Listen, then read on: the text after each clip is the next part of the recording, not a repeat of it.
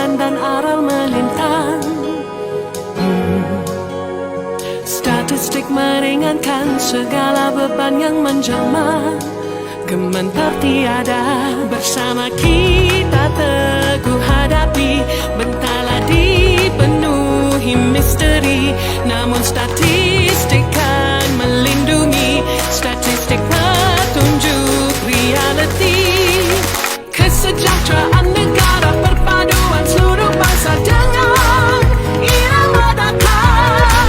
Tidak hanya berbicara pagi hingga ke senja, semangat yang terus membara. Data dan kehidupan berteraskan harapan dan impian kemakmuran. Segalanya pasti bergalaskan strategi menuju aspirasi.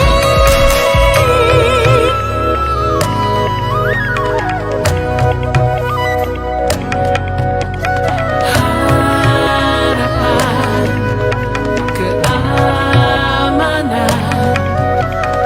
impian, kedamaian.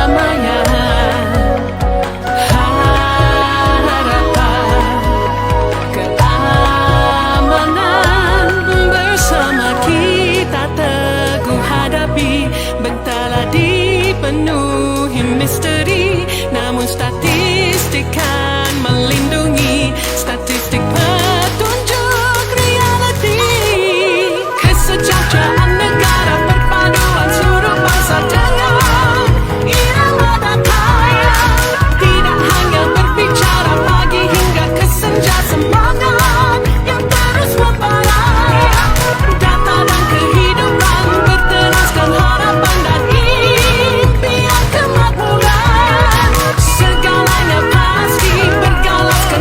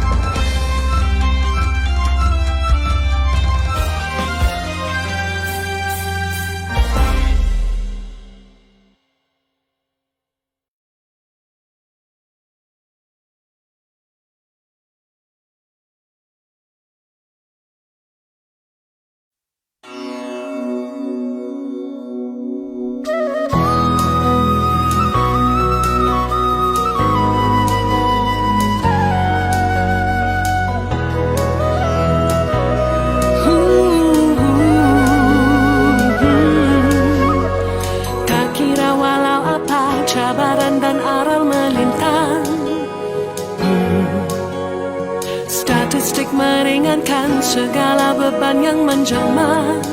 Gementar tiada, bersama kita teguh hadapi. Bentala dipenuhi misteri, namun statistik kan melindungi. Statistik petunjuk reality. Kesejahteraan negara, perpaduan seluruh bangsa dengan irama datang. Tidak hanya berbicara pagi hingga ke senja, semangat yang terus membara. Data dan kehidupan berteraskan harapan dan impian kemakmuran. Segalanya pasti bergalaskan strategi menuju aspirasi.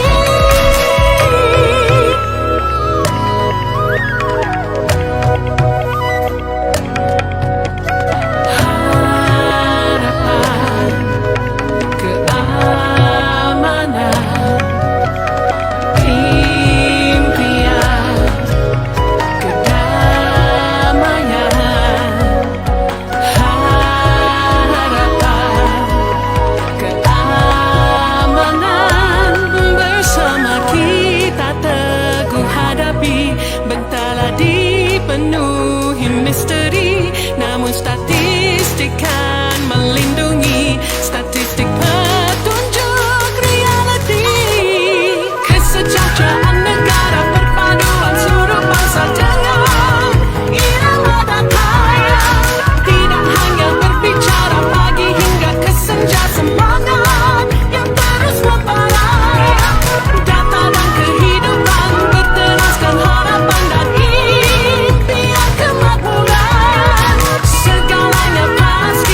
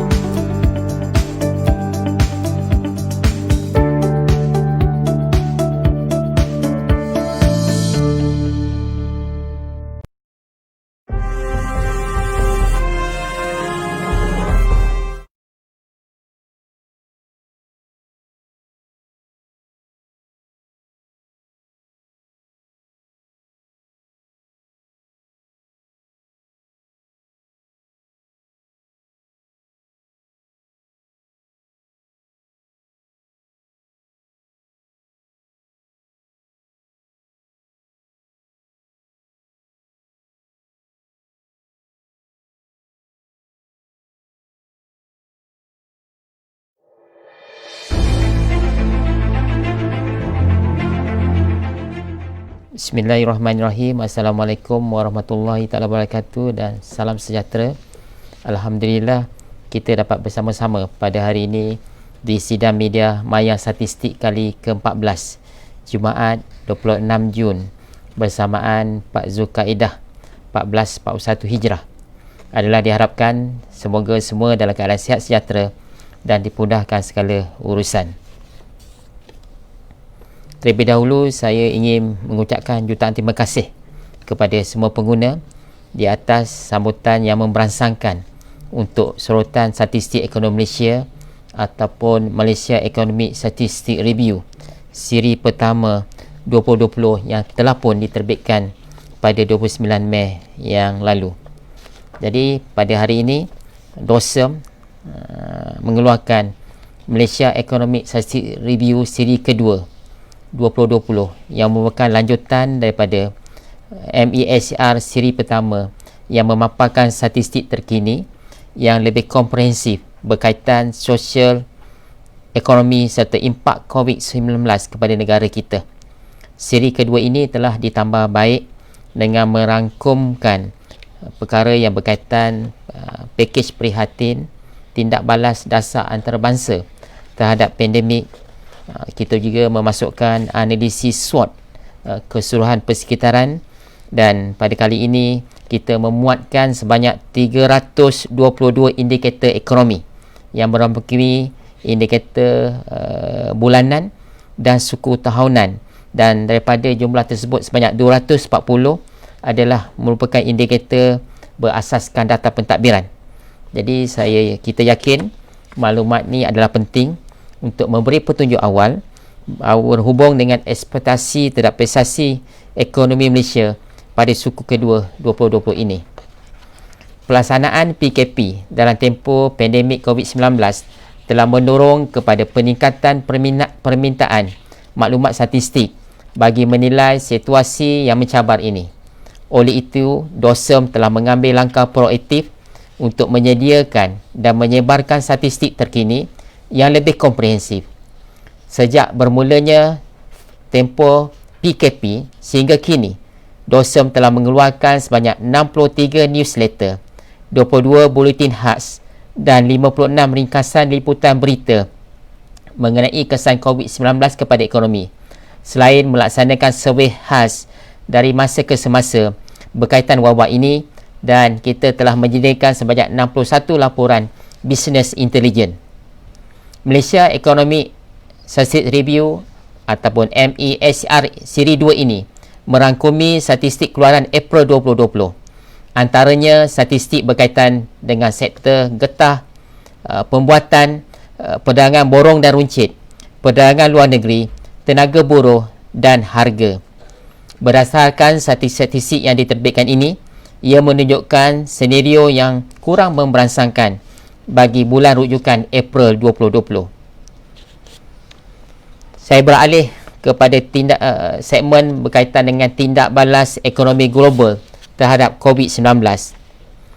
Pandemik COVID-19 telah memberi kesan yang signifikan terhadap paradigma ekonomi apabila hampir setiap negara telah melaksanakan kuarantin dan sekatan pergerakan. Impak yang mendalam dapat dilihat pada gangguan pengeluaran, rantaian bekalan, keputusan pelaburan dan penggunaan yang secara tidak langsung membawa impak negatif terhadap pasaran buruh. Kadar pengangguran Amerika Syarikat mencapai sebanyak 13.3% pada bulan Mei berbanding 14.7% pada bulan April 2020. Menurut statistik Kanada, jualan runcit merosot 32.5%, jualan borong jatuh sebanyak 23.4% dan jualan pembuatan jatuh sebanyak 37.8% pada bulan April berbanding tahun sebelumnya. Manakala di UK, nilai jualan terus menurun kepada negatif 23.3% pada bulan April dan volume jualan runcit juga menurun sebanyak negatif 22.7%.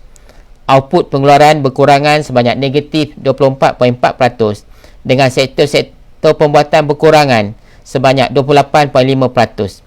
Berdasarkan KDNK bulanan, Ekonomi UK jatuh sebanyak 24.5% pada April 2020 yang merupakan kejatuhan bulanan terbesar dicatatkan sejak 1997. Kembali ke dalam negara, aktiviti perniagaan di Malaysia telah melangkah ke fasa pemulihan setelah menghadapi 4 fasa Perintah Kawalan PKP yang bermula pada 18 Mac hingga 3 Mei 2020 dan 2 fasa Perintah Kawalan Pergerakan Bersyarat PKPB dari 4 Mei hingga 9 Jun 2020. Perintah Kawalan Pergerakan Pemulihan PKPP telah berkuat kuasa dari 10 Jun hingga 31 Ogos 2020 dengan sekatan yang lebih longgar dan kebanyakan sektor perniagaan dibenarkan untuk kembali beroperasi dengan mematuhi SOP yang ketat. Pada bulan April 2020, Malaysia sepenuhnya berada di bawah Perintah Kawalan Pergerakan dan hanya perkhidmatan perlu yang dibenarkan beroperasi dengan sekatan waktu kerja dan bilangan pekerja yang minima. Pada bulan April 2020, nilai jualan sektor pembuatan Malaysia berjumlah RM75.8 bilion. Output sektor pembuatan menguncup 37.2% berbanding tahun sebelumnya. Selain itu, nilai jualan perdagangan borong dan runcit mengalami penurunan terbesar sebanyak 36.6%. Ekspor merosot 23.8% kepada RM64.9 bilion yang merupakan penurunan terbesar sejak September 2009 semasa krisis kewangan global. Sementara itu, import menurun 8.0% kepada RM68.4 bilion. Melihat kepada situasi buruh, pelaksanaan Perintah Kawalan Pergerakan di Malaysia telah terbukti memberi kesan negatif kepada perniagaan, seterusnya menjejaskan pasaran buruh dalam ekonomi. Pada bulan April 2020, jumlah penduduk bekerja menurun kepada 14.9 juta orang yang kebanyakannya berlaku di sektor pembuatan dan perkhidmatan, khususnya yang berkaitan dengan penginapan, makanan dan minuman dan kesenian, hiburan dan rekreasi. Ini menyebabkan kadar pengangguran meningkat kepada 5.0% pada bulan April 2020. Bagi menangani situasi buruh di Malaysia, pada 5 Jun 2020, kerajaan telah melancarkan pakej ransangan bernilai RM35 bilion iaitu Pelan Jana Semula Ekonomi Penjana untuk memacu pemulihan ekonomi Malaysia. Penjana memberi tumpuan kepada 3 teras utama iaitu memperkasa rakyat, memajukan perniagaan dan merangsang ekonomi. Jadi apakah yang dapat kita nyatakan berdasarkan statistik-statistik yang dikeluarkan berdasarkan bulan rujukan bulan April? Gangguan ekonomi yang berpanjangan dijangka akan terus mempengaruhi prestasi indeks pelopor yang memberi isyarat awal hala tuju pergerakan ekonomi pada masa depan. Berdasarkan prestasi indeks pelopor tahunan yang merosot kepada negatif 5.5% pada bulan April 2020, ekonomi Malaysia dijangka akan terus berada dalam situasi penguncupan dalam beberapa bulan mendatang. Pengumuman Pelan Pemulihan Ekonomi Jangka Pendek oleh kerajaan dapat membantu meredakan tekanan dalam keadaan ekonomi yang tidak menentu kesan penularan wabak ini. Penumpuan pelan jangka pendek lebih tertumpu untuk melindungi rakyat, meningkatkan keupayaan perniagaan dan mendorong pertumbuhan ekonomi. Inisiatif tersebut merangkumi pembiayaan, pelepasan cukai, bantuan tunai untuk subsidi upah dan insentif perniagaan. Dengan aspirasi melindungi pekerjaan, mengekalkan pekerja dan mencipta peluang pekerjaan, langkah agihan keuntungan adalah antara pelan jangka pendek yang dapat meningkatkan kesetiaan dan kemahiran pekerja, kesejahteraan kehidupan rakyat melalui wang yang ada di tangan akan meningkatkan kuasa beli bagi membantu meningkatkan prestasi perniagaan. Pakej rancangan adalah bertujuan untuk menggerakkan perniagaan meliputi pelbagai inisiatif untuk meringankan beban perusahaan kecil dan sederhana PKS. Namun begitu, dalam tempoh jangka panjang, PKS perlu meneliti semula pelan perniagaan mereka dan mengenal pasti pendekatan yang lebih kreatif untuk mengekalkan perniagaan. Dalam hal ini, PKS wajar untuk bergerak ke hadapan untuk mengambil peluang sepenuhnya penggunaan digital serta memanfaatkan platform e-dagang dalam pelbagai cabang automasi yang lain untuk mengurangkan kos operasi, meningkatkan pendapatan dan seterusnya menggerakkan ekonomi. PKS adalah perniagaan yang sedang meningkat di mana sumbangannya di sekitar 40.0% kepada ekonomi. Sehubungan itu, ia dilihat berpotensi untuk meningkatkan keuntungan seterusnya memacukan ekonomi negara. Ini dapat direalisasi dengan sokongan berterusan daripada pelbagai pihak, terutamanya kerajaan, ke arah pemulihan ekonomi secara kolektif. Tindakan jangka panjang global harus diberi pertimbangan kerana kita bergantung kepada rantaian penawaran di seluruh dunia. Sektor pembuatan adalah sektor utama pendorong ekonomi Malaysia yang menyumbang sebanyak 22.3% kepada KDNK negara. Oleh itu, kepesatan sektor ini sangat penting untuk meningkatkan prestasi ekonomi secara keseluruhan. Sektor ini sangat bergantung kepada permintaan dari seluruh dunia, di mana hampir 69% daripada pengeluaran pembuatan adalah untuk pasaran ekspor. Namun demikian, melihat situasi ekonomi global kini, sektor ini dijangka mengambil masa untuk pulih sepenuhnya dalam masa yang singkat. Dalam hal ini, kerajaan harus mempertimbangkan untuk mempelbagaikan sektor ekonomi lain dalam mengimbangi penurunan dalam sektor pembuatan seperti pertanian, perkhidmatan berkaitan isi rumah dan juga aktiviti pembinaan berskala kecil. Inisiatif di bawah pakej prihatin antara lain akan membantu meningkatkan pendapatan boleh guna isi rumah yang seterusnya diharap dapat meningkatkan prestasi sektor tersebut. Kestabilan geopolitik dan sosioekonomi biasanya akan meningkatkan keyakinan di kalangan pelabur. Ketidaktentuan ekonomi global pada masa kini kemungkinan besar akan mengurangkan peluang pelaburan dari luar negara. Kini adalah masa untuk memberi tumpuan kepada penyusunan semula pelaburan domestik dengan mendorong lebih banyak perniagaan tempatan untuk melabur dalam industri yang berpotensi tinggi yang sedang meningkat seperti kesihatan, pembuatan, bekalan perubatan dan farmasi, e-dagang dan ekonomi gig. Di samping itu, penekanan juga boleh diberikan kepada usaha untuk memulihkan industri berkaitan pelancongan yang merangkumi penginapan dan makanan dan minuman dengan meningkatkan pelaburan dalam aktiviti ini. Pelancongan adalah sektor penting yang menyumbang 15.2% kepada ekonomi serta 23.5% daripada guna tenaga.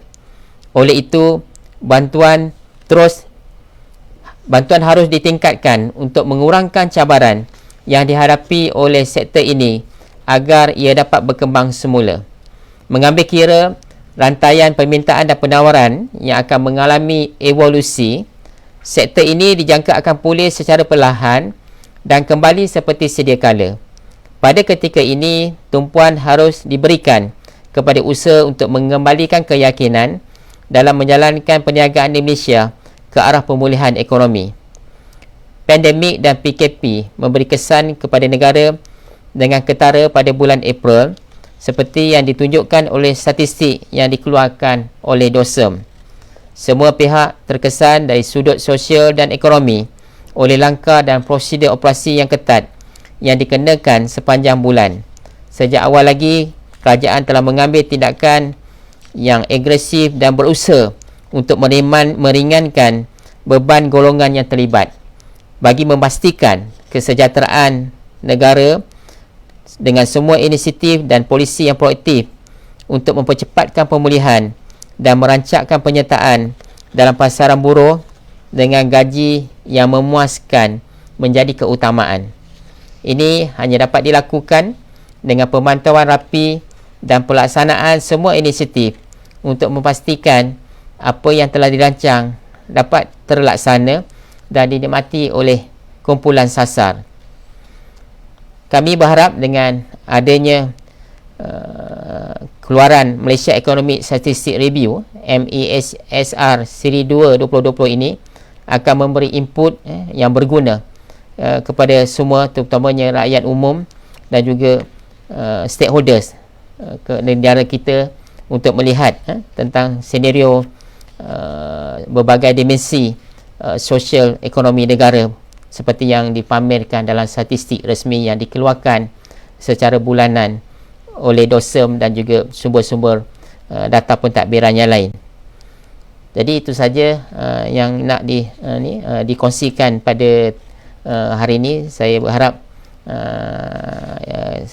semua yang ingin mendapat penjelasan yang lebih terperinci atau maklumat yang ada dalam Malaysia Economic Statistic Review Volume 2 ni, boleh pergi ke, seperti biasalah, pergi ke portal jabatan www.dosm.gov.my. Jadi boleh pergi kepada laman portal jabatan, dan seperti yang saya nyatakan tadi, kita ada lebih kurang 300 lebih indikator. Jadi indikator ini boleh membantu kepada semua pihak, dan indikator ini kita letakkan dalam bentuk siri masa. Jadi dalam statistik ni, kalau kita melihat COVID tu bermula pada awal tahun ni, kita nak lihat apakah senario indikator sebelum berlakunya wabak COVID yang melanda mulai awal tahun ini ataupun hujung tahun lepas. Jadi kita boleh melihatlah semasa COVID apa berlaku, sebelum COVID merebak apa senarionya, dan juga sekarang apakah senarionya. Jadi kita di dalam perkhidmatan statistik ni akan sentiasa memantau, mencerap maklumat ni untuk diberi kepada umum, dan ianya agak menarik untuk mudah untuk dijadikan rujukan, kerana kalau semua pihak mengetahui dalam governing mengeluarkan statistik resmi negara kita ni, dia keluar mengikut ketentuan apa yang dipanggil jadual pengeluaran ataupun advance ready calendar. Dan biasanya kalau kita keluarkan tenaga buruh, dia ada dia punya statistik yang menerangkan tenaga buruh.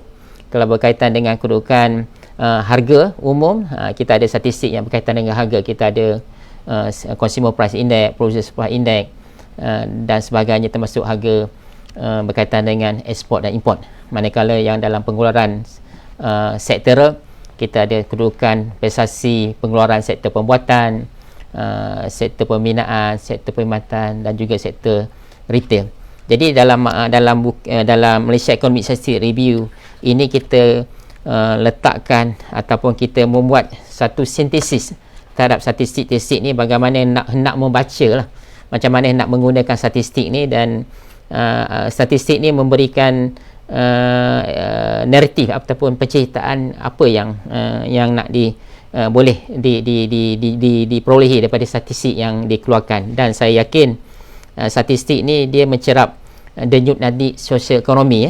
Jadi bila adanya statistik yang banyak dan juga tersusun rapi, mudah untuk umum menilai kedudukan proses pemulihan yang sedang berlaku dalam negara kita lah. Jadi saya mohonlah kepada sesiapa yang ada pandangan yang untuk bagaimana kita boleh menambah baik kita punya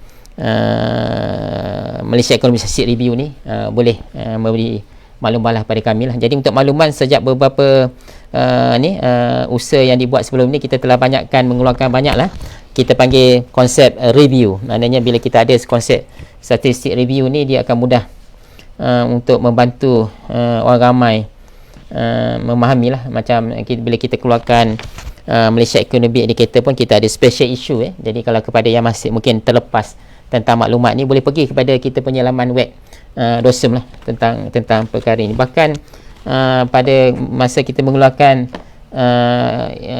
kedudukan prestasi ekspor dan import pada bagi bulan rujukan bulan April, kita juga mengeluarkan kepada Malaysia Trade Statistic Review. Dia menerangkan apa yang dimasukkan dalam data ekspor dan import dalam konteks yang holistik lah. So saya harap dapat membantulah.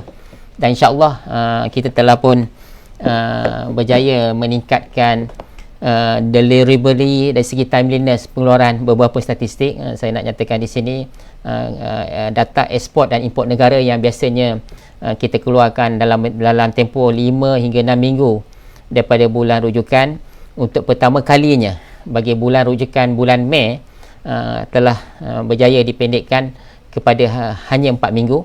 Jadi insyaAllah pada hari Isnin ni kita akan mengeluarkan statistik ekspor dan import negara bagi bulan rujukan bulan Mei, iaitu lebih awal daripada yang biasanya kita keluarkan, sebab kita memahami kita memerlukan statistik yang timely dan juga kalau boleh real time lah. Ini sedang diusahakan oleh DOSEM, dan seperti yang kita war-warkan sebelum ni, kami cuba berusaha untuk mengeluarkan flash estimate kedudukan prestasi ekonomi, iaitu KDNK untuk suku tahun kedua ini. Jadi kita akan maklumkan dalam portal jabatan dari masa ke semasa lah. Jadi saya rasa itu saja, tapi saya dimaklumkan kita menerima juga soalan di sini.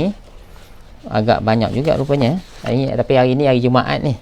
Mungkin kita kalau tak sempat jawab lah, kalau tuan-tuan yang mengikuti secara maya, kalau tak dapat kami jawab pada hari ini secara verbal, mungkin kita akan jawab melalui secara penulisan ya. Jadi Cik Elina bertanya, apakah jangkaan pada prestasi Mei 2020 berdasarkan statistik awalan yang disusun oleh Jabatan Perangkat Malaysia? Jadi sebenarnya kalau kita lihat daripada statistik yang kita ada, kita dapati pada bulan Mei 2020 ini banyak syarikat telah pun mula kembali beroperasi lah. Jadi kita jangka bulan Mei akan melihat dari segi tahap keaktifan ekonomi itu secara relatif, saya bagi tahu secara relatifnya lebih baik pada bulan April lah. Tapi pastinya dia memerlukan masa lah, macam kita kata kalau benda satu telah diletakkan dalam keadaan penutupan ataupun grounded buat sementara, bila nak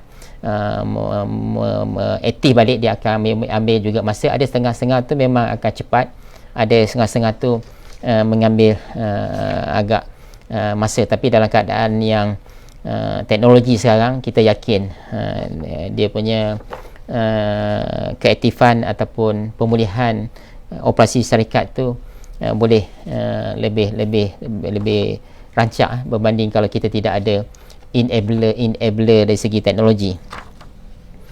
Ada ditanyakan Encik Afnan, bilakah flash estimate KDNK suku kedua 2020 akan diterbitkan? Jadi insyaAllah kita akan keluarkan pada 10 Julai 2020. Jadi seperti yang kita nyatakan, ia menggunakan metodologi di peringkat international, peringkat antarabangsa, terutamanya negara-negara yang maju. Mereka telah mencuburi mengeluarkan price estimate ni telah lama lah. So ini untuk negara kita, sebenarnya kita telah bangunkan model ni sebelum ni, tapi kita tidak pernah kongsikan kepada umum lah. Jadi untuk kali ini, bila kita melihat kepentingan untuk memaklumkan ataupun memberi signal awal kedudukan ekonomi negara kita, jadi kita perlu keluarkan maklumat-maklumat yang lebih awal ataupun timely lah. Jadi dengan adanya price estimate ni, sementara kita menunggu pengeluaran GDP yang biasanya kita keluar mengambil masa 8 hingga 9 minggu selepas suku tahun rujukan, ini akan membantu untuk semua mendapat satu direktif ataupun direction kita punya pertumbuhan ekonomi. Encik Hania bertanya, soalan yang ketiga, apakah pandangan Datuk Seri disebabkan kesan daripada pandemik COVID-19 yang melanda seluruh dunia, tidak terkecuali Malaysia, apakah peluang opportunity yang dapat dijangka dari segi aspek ekonomi dan pekerjaan? Ini saya rasa satu pertanyaan yang memang ramai inginkan pandangan dari segi teknikal dan juga pandangan dari segi pakar. Saya jangka ramai yang mempunyai kepakaran untuk membantu negara kita, membantu kerajaan, membantu rakyat dalam perkara ini. Tapi kami dari segi dalam bidang statistik ni, kami juga boleh memberi pandangan dari sisi apakah yang ditunjukkan oleh statistik lah, apa yang ditunjukkan oleh angka-angka yang ada dalam sistem statistik negara. Jadi antaranya pada pandangan dari segi sisi statistik, kita mendapati kita mempunyai peluang dengan adanya wabak yang melanda ni datang bersamanya peluang sebenarnya, peluang untuk kita menilai semula keperluan kita mengimport begitu tinggi barang-barang kepengunaan. Bahkan barang-barang yang kita import ni ada 3 kategori. Pertama, barang-barang keperluan kepenggunaan yang digunakan isi rumah. Kedua, barang-barang yang digunakan untuk digunakan dalam sektor-sektor prosesan, pembuatan, sektor-sektor pengeluaran, dan juga digunakan dalam sektor pertanian untuk membesarkan kita punya ternakan, kita panggil feedstock, dan juga digunakan untuk fertilizer sebagainya. Dan satu lagi, import digunakan, yang import kita ada bentuk barang-barang modal, barang-barang aset, machinery, equipment. Contoh paling mudah kalau sektor penerbangan, Malaysia tak keluarkan kapal terbang, jadi kita kena import kapal terbang untuk sektor airline kita. Tapi kita ada industri berkaitan dengan maintenance dan juga MRO lah. Tetapi dari segi setengah-setengah teknologi itu memang berkonsep teknologi yang memerlukan investment yang besar, dan setengah negara saja berupaya mengeluarkan untuk dunia. Tetapi dalam konteks negara kita banyak juga mesin-mesin, alat-alat modal yang kita import dari luar, dari segi misalnya floating structure dan banyak. Tetapi kalau pembinaan bangunan dan sebagainya, ianya daripada negara kita lah. Cuma kadang-kadang yang melibatkan infrastruktur berskala besar, kita juga bergantung pada keupayaan engineering daripada luar negara. Itu pun juga boleh kita atasi bagaimana kita membangunkan keupayaan kejuruteraan daripada dalam negara. Tapi kalau kita nak melihat di sini, semua pihak memainkan peranan lah. Jadi cuma yang saya melihat terdapat pertentangan antara matlamat kerajaan dari aspek barang penggunaan. Matlamat pengguna dari segi barang penggunaan, kalau boleh nak yang paling murah. Jadi bila nak paling murah, pastikan mereka pengguna nakkan, kalau ada negara yang boleh menjual ke dalam negara ini dalam konteks yang harga paling murah, kita nak benda tu dapat dinikmatilah. Tetapi dalam konteks kerajaan, dalam ilmu pembangunan, kerajaan bertanggungjawab untuk membangunkan industri, mewujudkan peluang pekerjaan di tingkat yang lebih tinggi. Jadi memerlukan supaya setengah-setengah produk tu perlu dikawal kemasukannya. Dekat sinilah yang perlu keseimbangan. Jadi semua pihak perlu mainkan peranan lah. Itu sebab kadang-kadang bila kita nak menyokong industri dalam negara kita, kita perlu ada kekuatan juga dari segi rakyat untuk menggunakan produk-produk dalam negara. Jadi bila kita menggunakan produk yang dihasilkan dalam negara, dia akan ada pengeluaran yang dalam mass production berskala besar. Hasilnya kos pengeluaran per unit tu akan rendah. Kita panggil economy of scale, boleh dilaksanakan lah. Jadi saya yakin dengan apa yang saya terangkan tadi, ramai yang lihatlah import setengah-setengah barang di sektor pertanian tu adalah tinggi, lebih kurang hampir hingga 40 hingga 50 bilion setahun. Dan kalau kita lihat, kalau kita boleh tingkatkan sektor pertanian menggunakan kaedah modern modern farming, ia akan dapat meningkatkan yield, penghasilan, dan sama-sama boleh menarik ramai anak-anak muda untuk masuk menceburi bidang pertanian. Dan of course yang paling penting juga, peluang yang ada dengan berlakunya wabak ini adalah bagaimana sinergi antara sektor awam dan sektor swasta saling bergandingan untuk melihat bagaimana kita boleh mengukuhkan, melakukan lonjakan, bukan saja kembali sebelum krisis, tetapi kalau boleh moving forward kepada yang lebih tinggi, maknanya isu-isu berkaitan dengan structure fundamental. Mungkin kita boleh melihat yang mungkin akan dimasukkan dalam banyak rancangan-rancangan blueprint yang akan sedang disediakan. Manakala dari segi guna tenaga, macam saya nyatakan, untuk sebuah negara itu berjaya, dia kena ada 3 elemen utama di kalangan workforce lah. Pertama adalah inovasi, yang kedua kreativiti, yang satu lagi keusahawanan. Kalau ketiga-tiga ni dapat ada dalam semua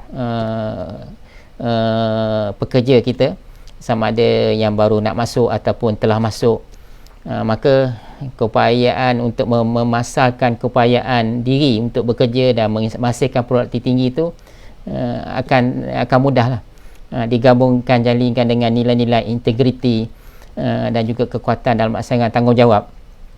Dan ramai-ramai yang tersilap bila kita kata perlukan keusahawanan. Kita ingatkan keusahawanan tu punya upaya tu hanya perlu jika kita nak berniaga. Tidak. Kalau kita menjadi seorang pekerja yang ada ciri-ciri keusahawanan, mana dia akan sentiasa melihat bagaimana kita ingin memperkemaskan kerja-kerja yang kita laksanakan, bagaimana kita menghasilkan penghasilan yang lebih baik. Sebab kadang-kadang proses kerja yang ada tu dah terlalu lama, yang boleh ada ruang untuk ditambah baik dengan adanya pendigitalan dan juga improve teknologi yang ada. Dan juga lagi satu, dalam keadaan langit terbuka, knowledge tu berada di mana-mana. Jadi sebenarnya semua di antara kita ni amat dalam keadaan yang lebih baik daripada setengah-setengah negara. Setengah-setengah negara mereka tak boleh akses kepada kemudahan internet, agak slow dan sebagainya. Jadi dia tak dapat knowledge baru tu agak lambat. Tetapi ni dalam konteks negara kita, kalau kita menjadi pekerja yang ingin jadi pekerja yang berprestasi tinggi, kita boleh meneroka knowledge baru dan sebagainya lah.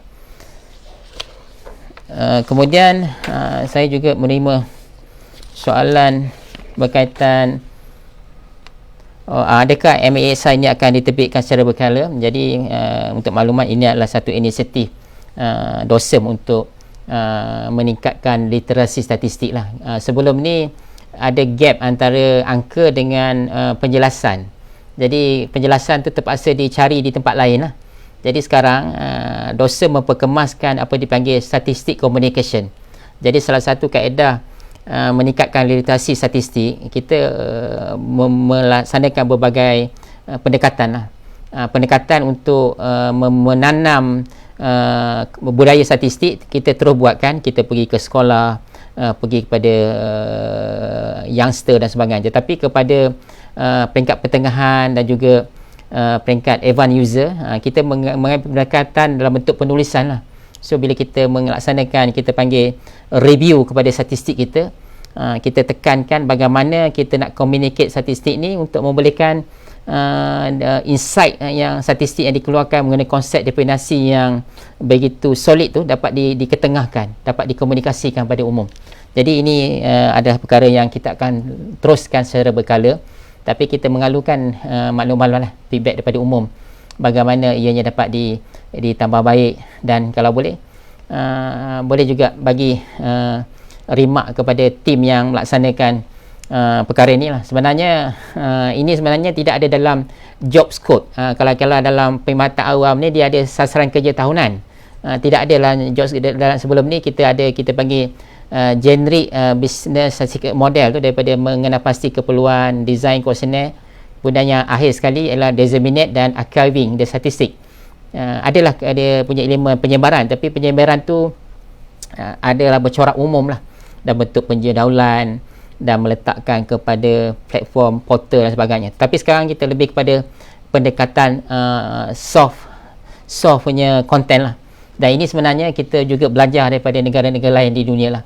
Antara negara yang kehadapan dalam memperihalkan statistik ni seperti Netherlands. Kalau tuan-tuan yang mengerti cara maya ini, cuba tengok Netherlands, Canada, UK dan beberapa negara lain lah. Mereka memang very meletakkan statistik ni sebagai perkara yang rakyatnya perlu memanfaatnya seperti rakyat memanfaatkan elektrik dan juga air. Jadi mereka very ke arah menjadi negara maju. Kita nak rakyat yang savvy tentang statistik, rakyat-rakyat yang bermaklumat, yang tidak terpengaruh dengan emosional dan sebagainya. Maknanya maklumat ni dia perlu menjadi second language lah. The maklumat itself akan menerangkan apa yang berlaku, sekarang, dan boleh masing-masing boleh, kalau boleh dia boleh buat prediktif, boleh buat prediktif ke depan. Mana kita akan sediakan tool bagaimana setiap orang boleh buat jangkaan ke depan tak dengan apa ni, apa future pekerjaan untuk anak saya misalnya, apa future pekerjaan dalam sektor-sektor tertentu misalnya. Jadi kita cuba menerangkan, akhirnya kebanyakan negara kita akan bergerak dalam keadaan yang betul-betul mempunyai konten ciri-ciri kritikal lah, analytical. Dia punya pilarnya adalah statistik, data. Banyak lagi, dan insya-Allah hari ini pun kita ada sign MOU dengan private sector bagaimana kita nak bekerjasama meningkatkan analytical, analisis, dan kita nak bergerak daripada statistician kepada data scientist sekarang ni. Kalau dulu setup DOSEM ni kita punya jawatan tertinggi dia panggil perangkawan, statistician, tapi sekarang kita bukan nak berhenti sebagai stereotyping perangkawan, kita nak jadi data scientist dan kita nak communicatekan statistik yang sebaik mungkin. Jadi ini yang sedang dilaksanakan. Kita sedang membina apa kita panggil capacity development 4.0. Kalau tuan-tuan Google di internet OECD CD 4.0 boleh nampaklah apa yang saya masukkan lah. Kita nak sistem statistik yang betul-betul kukuh, semua dapat manfaat, dan kita boleh menerima apa juga request yang semakin kompleks dan juga berbagai dimensi. Maknanya kita statistik ni, DOSEM ni, statistik ni adalah kepada semua. Maknanya daripada demografi, kependudukan, harga, ekonomi, alam sekitar, semua memerlukan maklumat. Semua ada di bawah. Kalau lihat dalam Statistik Act tu, dia punya tugas tanggungjawab ni memang meliputi keseluruhan kehidupan. Jadi dalam hubungan inilah kita mempunyai aspirasi supaya sistem statistik ni boleh bergerak dengan masanya dan boleh disesuaikan dan boleh agile lah dengan apa juga cabaran. Itu saja yang saya nak berkongsi, dan seperti sedia umum mengetahui, tarikh banci semakin hampir pada 7 Julai 2020. Jadi kalau saya boleh mendapatkan kerjasama daripada umum, terutama yang tuan-tuan yang biasa mengikuti sidang media ni, kalau boleh tolong jadi promoter jugalah, war-warkanlah pelaksanaan banci ni. Kita ada portal dia mycensus.jw.my, boleh share dan boleh maklumkan kepada orang ramai lah tentang pentingnya pelaksanaan banci, sebab base kepada semua statistik ni adalah penduduk dan demografi. Itu saja. Terima kasih saya ucapkan kepada semua yang mengikuti sidang maya statistik ni, dan saya harap ia amat membantu, dan juga khusus kepada anggota tim DOSEM yang bekerja bertungkur lumus mengeluarkan review statistik bagi bulan April ni. Teruskan usaha, insya-Allah apa yang kita laksanakan ini sebagai banyak dapat membantu semua pihak untuk memahami dan juga untuk lebih tahap kesedaran dan awareness lah. Maknanya statistik tu kepunyaan semua. Jadi kalau boleh kita nak semua orang dapat memahami statistik ni. Bukan monopoli statistik ni di golongan orang yang tertentu saja, orang-orang yang berada di sektor kewangan ke sektor-sektor perniagaan. Tidak, kita nak semua pihak boleh memahami statistik, dan kita nak kalau boleh statistik tu dibawa dalam bahasa yang mudah.